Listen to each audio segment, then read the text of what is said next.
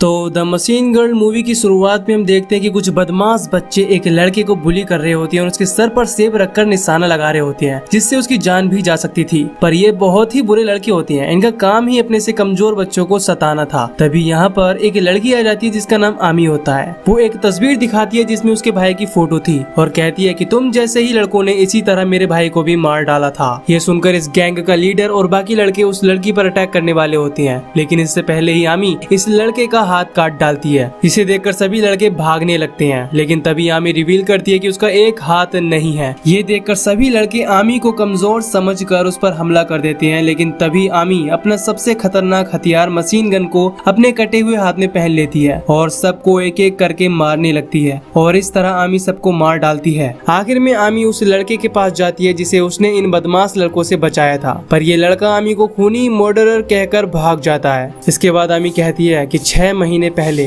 मैं भी तुम्हारी तरह एक स्कूल स्टूडेंट हुआ करती थी।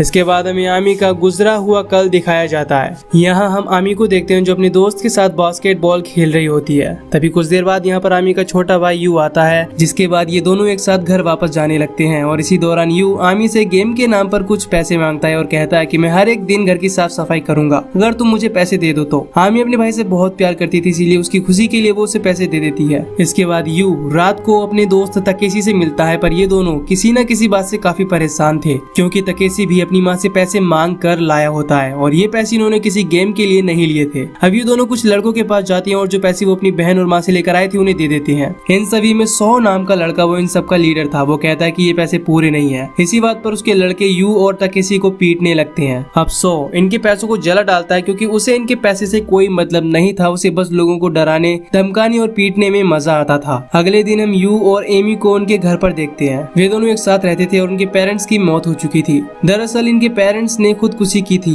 क्योंकि इनके पेरेंट्स को झूठे मर्डर केस में फंसाया जा रहा था, जिस वजह से उन्होंने सुसाइड करना बेहतर समझा। खैर आमी यू से पूछती कि तुम्हारे ऊपर ये चोट कैसे लगी। इस पर यू कहता है कि कुछ लड़कों के साथ कल मेरी लड़ाई हो गई थी। ये सुनकर आमी यू को लड़ाई झगड़ों से दूर रहने को बोलती है। दूसरी तरफ हम शो को उसके पिता यूजी के साथ देखते हैं। वो अपने बेटे को बहुत ज्यादा ताकतवर और क्रूर निंजा बनाना चाहता था। वो उसे अपना खून भी पिलाता है ताकि उसकी जैसी ताकत उसके बेटे में भी आए। लेकिन इस फैमिली रिचुअल के दौरान इनकी एक नौकरानी यहाँ आ जाती है। ये देखकर यूजी को बहुत गुस्सा आता है, क्योंकि उसने इनकी फैमिली रिचुअल को खराब कर दिया था, इसीलिए वो अब इसे सजा देने वाला था। इसके बाद हम शो की माँ वायलेट को देखते हैं, जिसने उसी नौकरानी को मार दिया होता है, जिसने कि उसके बेटे और पति का रिचुअल खराब कर दिया था। यानी कि यूजी एक खतरनाक प्लान का लीडर था। वो एक माफिया था और वो अपने बेटे शो को बहुत प्यार करता था। इधर यू अपने दोस्त तकेशी से मिलने उसके घर पर आ जाता है, लेकिन तकेशी की माँ तकेशी को यू से दोस्ती तोड़ने के लिए कहती है और बताती है कि यू के पेरेंट्स मर्डरर थे और तुम्हें इन जैसों से दूर रहना चाहिए।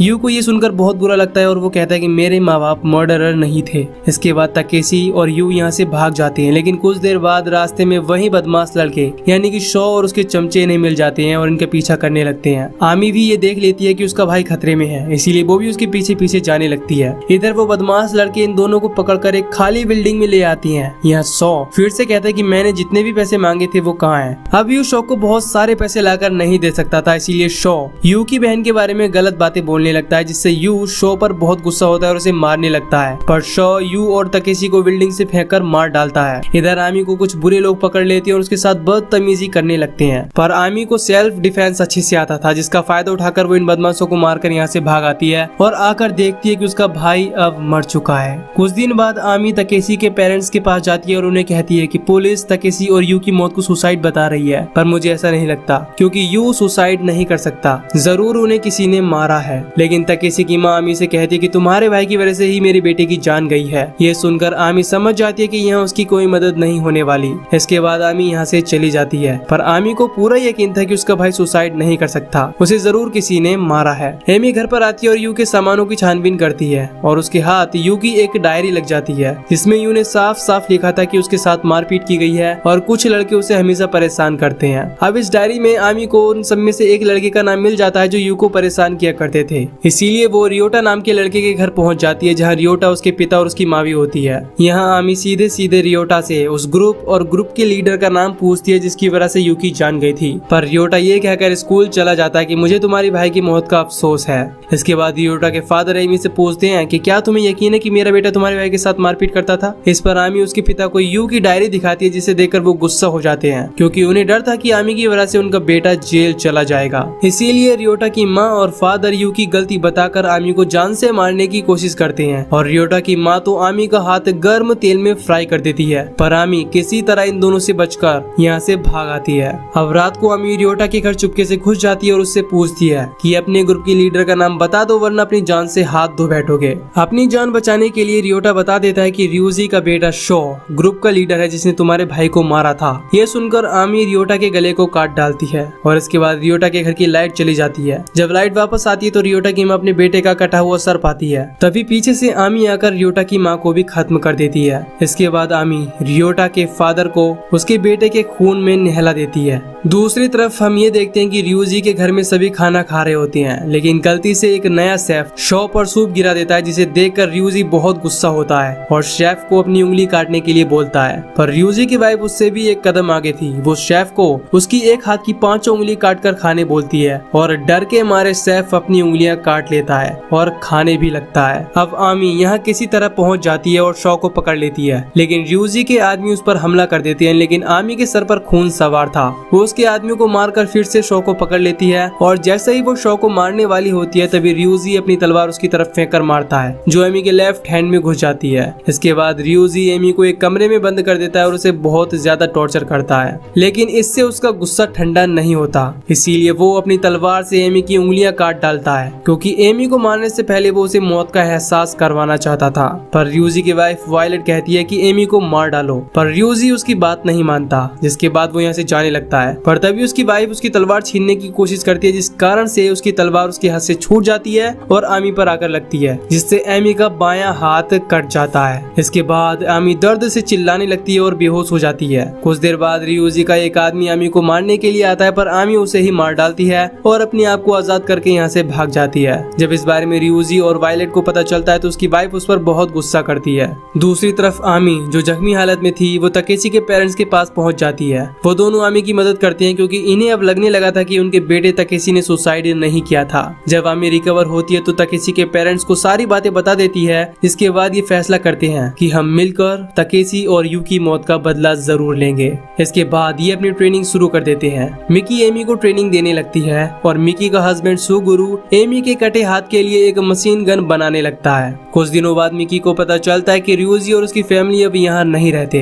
बल्कि वो यहाँ से भागकर कहीं और चले गए हैं। लेकिन इसी दौरान रियूजी का एक आदमी उसे देख लेता है। जब मिकी घर वापस आती है तो एमी को बताती है कि रियूजी और उसका परिवार कहीं और रहने के लिए चले गए हैं। पर तभी शॉ कुछ निंजा के साथ इन पर हमला करने के लिए यहाँ आ जाता था कि इनका काम तमाम कर सके, पर एमी और मिकी उनका मुकाबला करने लगते हैं। इसी दौरान सुगुरु उस मशीन गन को कंप्लीट कर देता है। इसके बाद वो मशीन गन आमी की तरफ फेंकता है और आमी किसी तरह मशीन गन को अपने लेफ्ट हैंड में इक्विप कर लेती है, लेकिन इस दौरान सुगुरु मारा जाता है और उसके कई टुकड़े हो जाते हैं। अब आमी सभी निंजा को एक एक करके बड़ी बेरहमी से मार डालती है, लेकिन शो यहाँ से भागने लगता है। इस दौरान आमी रियूजी के एक आदमी को मारकर गिरा लेती है। दूसरी तरफ रियूजी को आमी और माइक के बारे में पता चलता है तो वो उन्हें मारने के लिए उन निंजा और रियोटा के फादर को अपने साथ मिला लेता है ताकि ये सभी आमी और मिकी को मारने में उसकी मदद करें। इधर आमी और मिकी रियूजी के आदमी को टॉर्चर करते हैं और उनसे रियूजी के नए ठिकाने का पता निकलवा लेते हैं, जिसके बाद रियूजी का आदमी इन्हें खुद रियूजी के नए ठिकाने पर ले चलता है। पर तभी यहाँ पर रियूजी के आदमी आकर इन दोनों पर अटैक कर देते हैं। यहाँ आमी और मिकी दोनों मिलकर सभी का मुकाबला करते हैं और एक एक करके सभी को मार डालते हैं। आखिर में रियूजी खुद आमी को मारने के लिए आता है, लेकिन मिकी उसकी जान बचा लेती है और रियूजी अपने हथियार से मिकी का एक पैर काट डालता है, जिससे उसके पैर से बहुत ज्यादा ब्लीडिंग होने लगती है। तभी उस पर रियूजी का एक आदमी हमला कर देता है, लेकिन मिकी चैनसो अपने कटे हुए पैर में इक्विप करके उसे मार डालती है और खुद भी मारी जाती है। अब इसके बाद आमी अपनी मशीन गन से रियूजी को मारने में कामयाब हो जाती है, जिसके बाद वो शॉ और उसकी माँ को मारने जाती है।